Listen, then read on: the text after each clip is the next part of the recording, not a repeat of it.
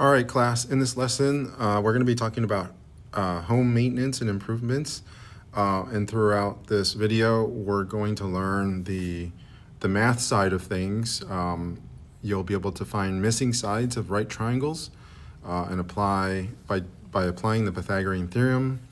You're going to use the conversion of the Pythagorean theorem, find the slope of a line, describe proportions in similar triangles, find missing sides of right triangles using trig, and then finally find missing angles in right triangles using inverse trig functions. So let's go ahead and get started with what sort of maintenance and improvements could take place when you own a home.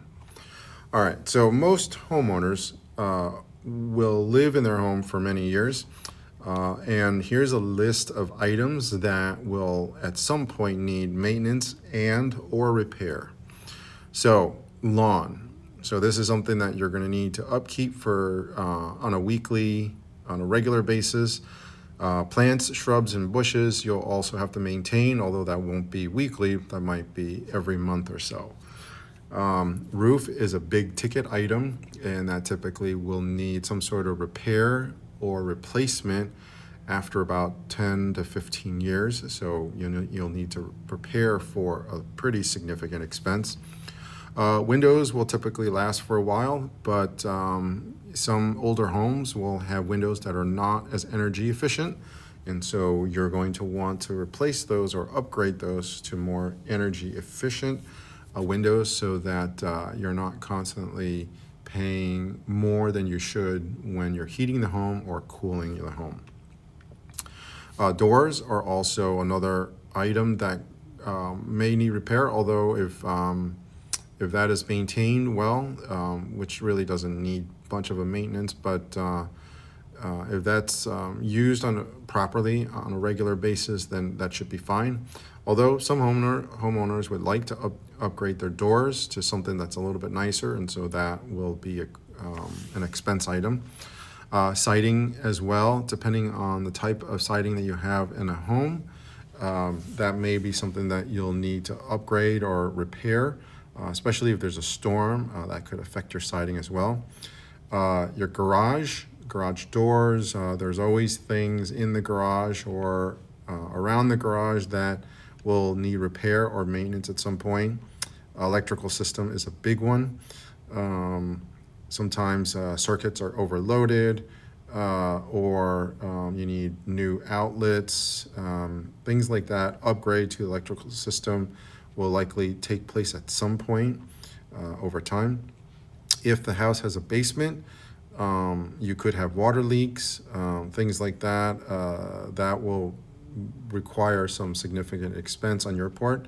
The sprinkler system, this is one that hopefully will work properly all the time. However, sprinkler systems are made of PVC, and those pipes will wear out through fatigue due to the weather, hot weather, cold weather. Sometimes a sprinkler head will pop off, and so that has to be repaired. So these are things that will have to be taken care of, not on a regular basis, but periodically these things will happen. Plumbing is a big one too.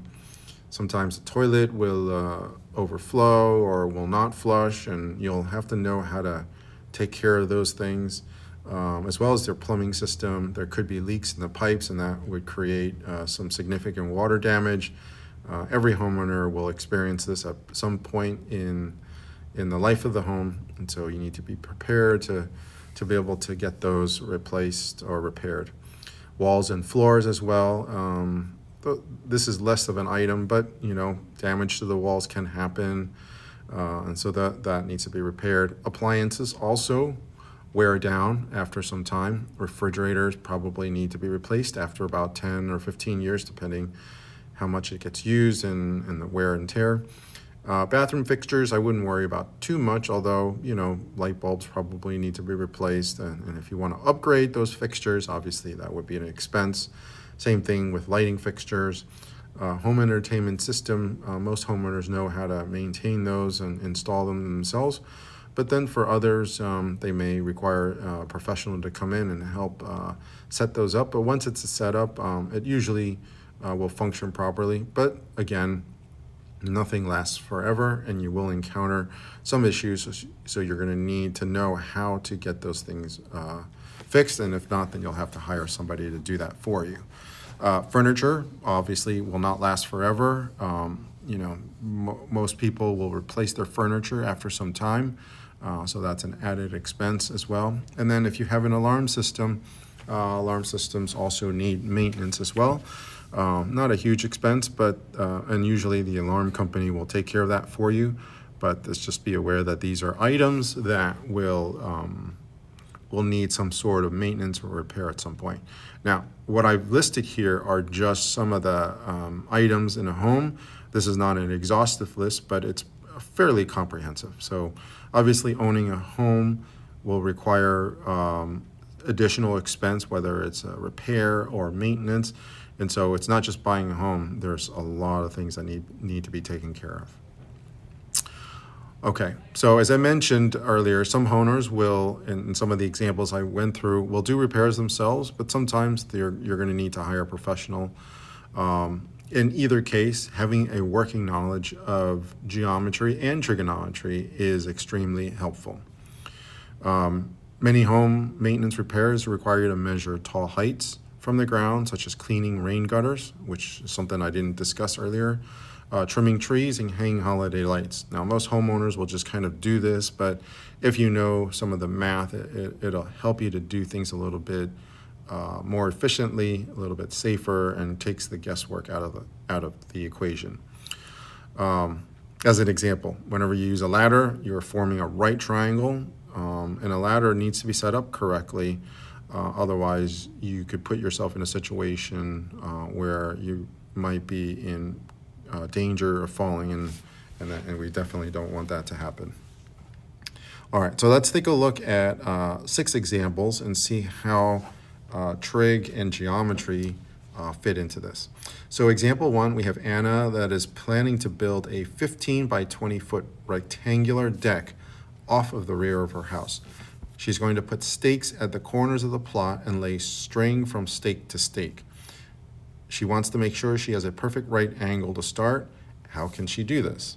Okay, so the first thing to do is to kind of draw a diagram and see what's going on here. So let's suppose that this is the layout of the back of the house, and she wants to install a 15 by 20 foot rectangular deck. And the key thing here is that Anna wants to make sure that the deck attached to the home, I know I should label this is the home. We want to make sure that it is a right angle, okay? So what Anna can do is cut a string that is 12 feet long, okay? And then 5 feet from that, I'm going to go ahead and draw this in red here.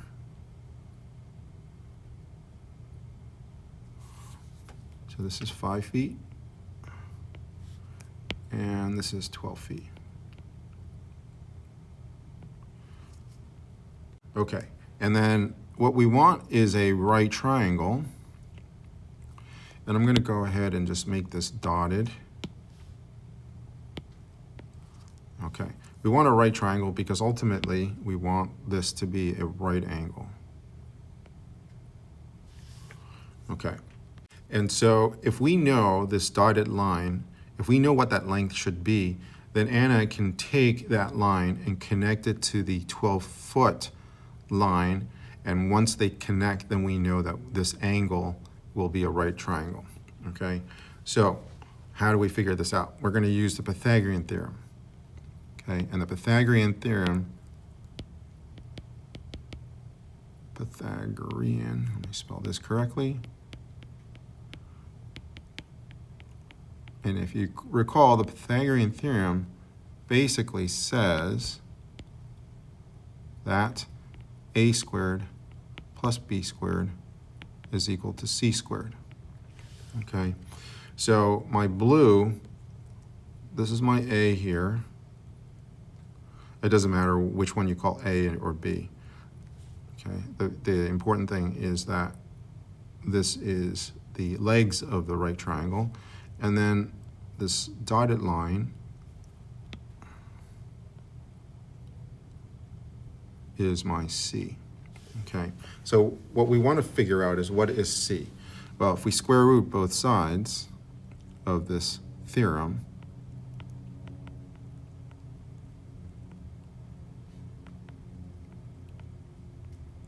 then we find that C is equal to the square root of A squared plus B squared. All right, so if we go ahead and plug in those values for A and B, so this would be 12 squared plus 5 squared is equal to C. We find that C is equal to 13. Okay, so what Anna could do is create a 13-foot string and connect it to the end of the 5-foot area. So we're talking about this 5-foot area here and right here.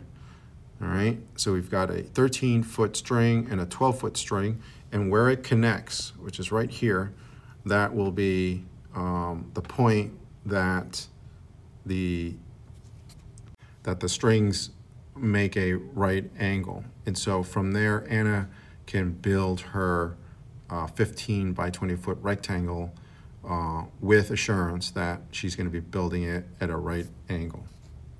Okay, let's go ahead and move on to the next example. All right, so in this example, Manny is hiring a roofer to do some work on his house. The steepness of the roof will affect the labor cost he has charged. So below is a side view of Manny's roof, and the question is, how can he mathematically describe the steepness? Okay, so what we're basically saying is, what is this slope right here? Okay, what is that slope? And if you recall, slope is described as rise over run. Okay, rise over run. So what that means is, how much do I have to rise? So that's 12 feet. And how far do I have to run? All right, so I'm going to rise, this is to rise 12 feet, and I'm going to run 18 feet. Okay, so I'm going to run this way here. So we'll rise. So in other words, from here to here, we're going to go from that point to this point. We're going to rise 12 feet and then run 18 feet. Okay, so then my run is going to be 18. Okay, so my slope is 2/3.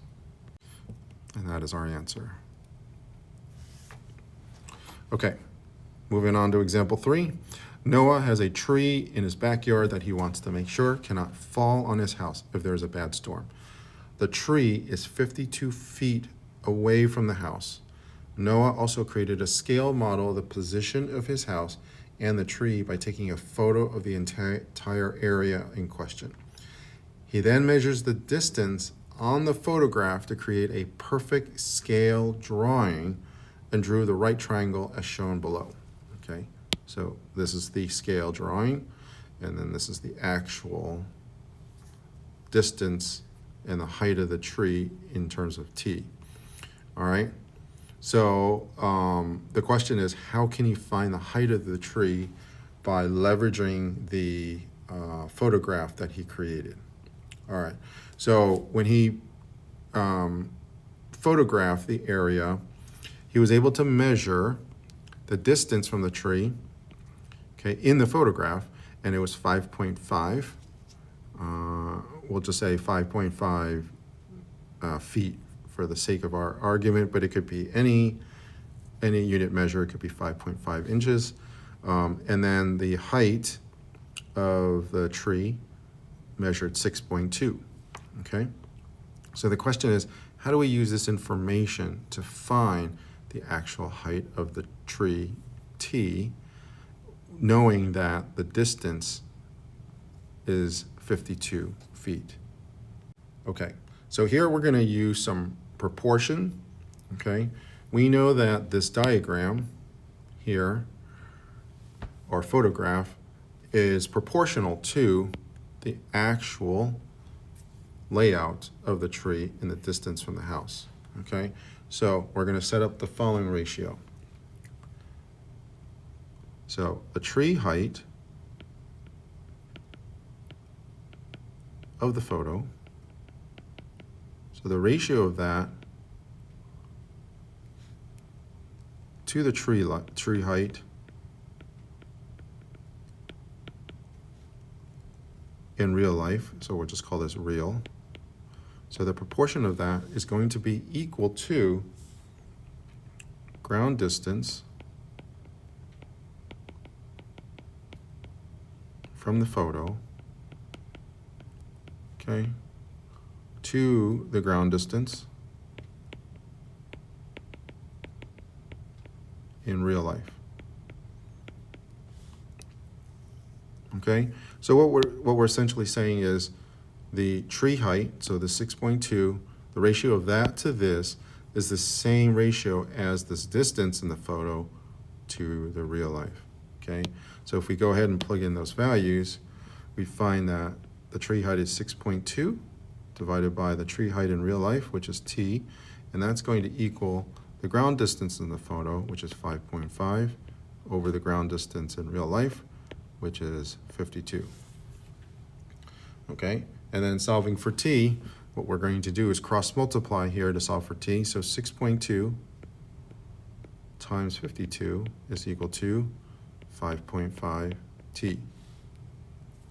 All right, now dividing both sides by 5.5, we can now solve for t. Okay, and t works out to roughly 58.6.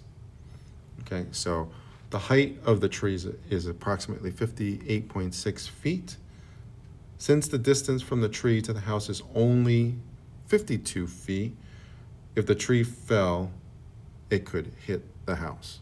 Okay, so this is our answer here for T. All right, let's go ahead and move on to example 4. Jessica is purchasing a ladder so she can save money and clean her own gutters. She needs to find the height of her 2-story house. To make sure she buys a ladder that is long enough. To help her figure out the height of the gutter, Jessica walks 12 feet from the house and measures the angle of elevation to the gutter. Okay, so here's a diagram below. The question here is, how high are the gutters? Okay, so 12 feet from the house, and we have an angle elevation of 66. So how do we solve this? All right, so we're gonna need to use a trig function to do this, okay? And to do this, we have to figure out what values are given to us, okay? So we're given the angle, which is 66, and we're trying to solve the height, which is opposite of the angle, and we're given the distance away from the house of 12, which is adjacent to the angle, okay? So with the trig function, when we're talking about something that's adjacent and opposite, we're talking about the tangent, okay? So the tangent of theta, this is our angle, is equal to the opposite over adjacent. Oops. Okay, so this means that the tangent of 66 degrees is equal to the opposite, which is h over 12. Okay, and to solve for h, we would multiply both sides by 12. All right, and then punching 12 times the tangent of 66 degrees into the calculator, we find that it is about 27, I'm going to round, this is roughly 27 feet, okay? And this is the marking for 27 feet. So we need a ladder that can extend at least 27 feet in order for Jessica to clean the gutters of this house. Okay, now just a quick crash course on trigonometry, okay? We talked about the tangent of an angle is equal to opposite over adjacent. The other trig function, let me go ahead and just note it down here. The other functions are sine and cosine, and the sine of an angle is going to be the opposite side over the hypotenuse, and then the cosine of an angle is going to be the adjacent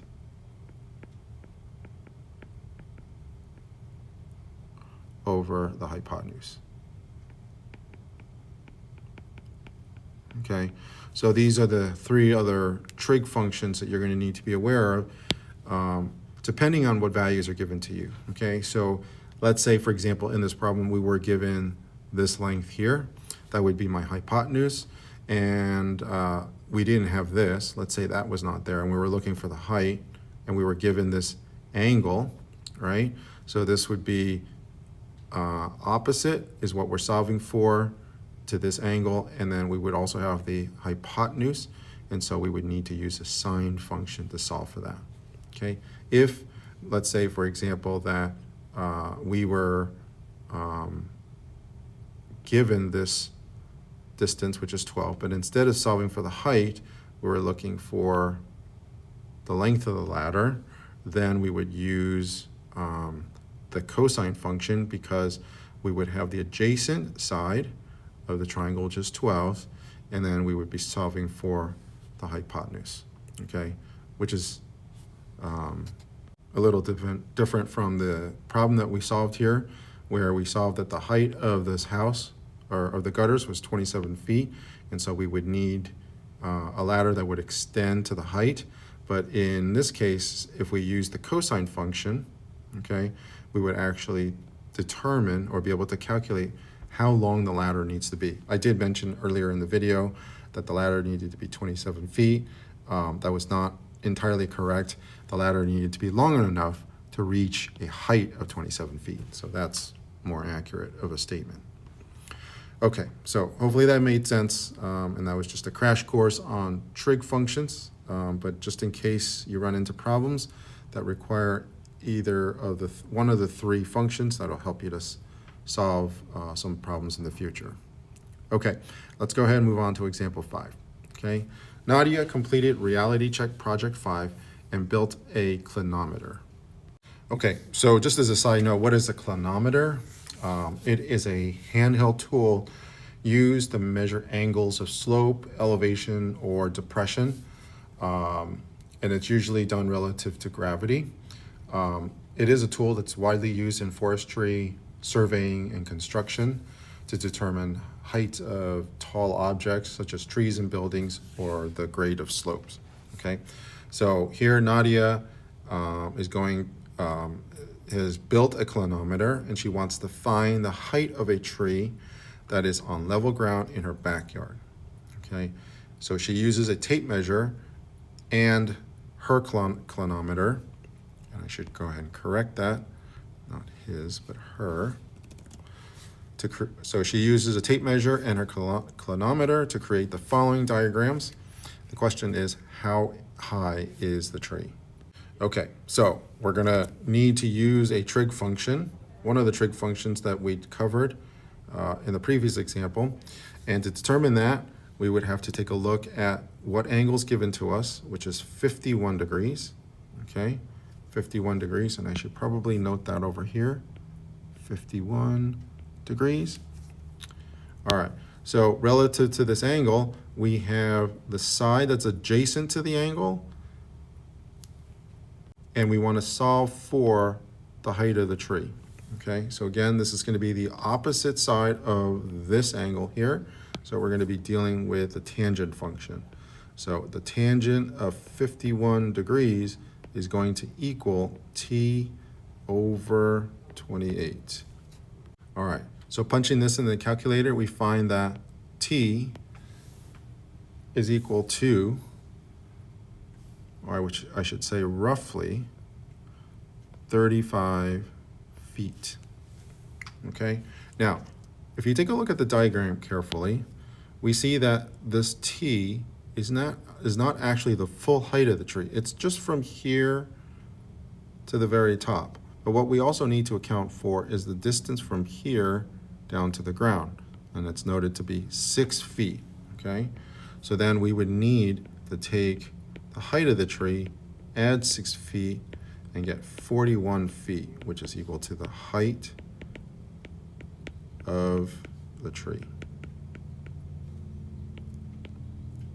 Okay, so it's really important, especially in word problems, that you understand what is going on and be very careful of what you're actually calculating, because when you get an answer, in this particular case, it's easy to jump to the conclusion that the height of the tree is 35 feet, when in reality, it's not, okay? So we have to make sure that we are careful with everything that's given to us. All right, last example, example 6.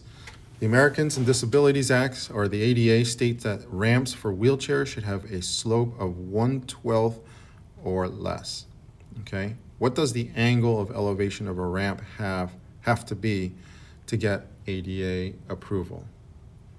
All right, so what does that mean? We want to know, what is this angle right here? This angle here, okay? Slope has to be at 1/12 or less, okay? So this angle that we're going to solve for will be the maximum, okay? So we're going to use trig function to solve this.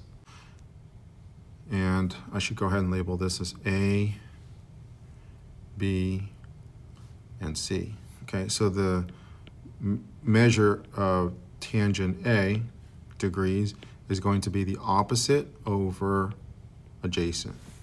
Okay, then to solve for A, then we're going to need to take the inverse tangent of 1/12. And if you were to plug this into the calculator, we'd find that this angle would be about 4.8 degrees. Okay, so it has to be 4.8 degrees or less in order to comply or meet the ADA requirement. All right, hopefully this made sense. This was, for some of you, this might have been a review for geometry, specifically Pythagorean Theorem, as well as trigonometry. And then for some of you, this might be brand new. So hopefully this all made sense to you. If you have any questions or were not clear about any of this, please go back to the beginning of the recording and listen to this again. Thank you.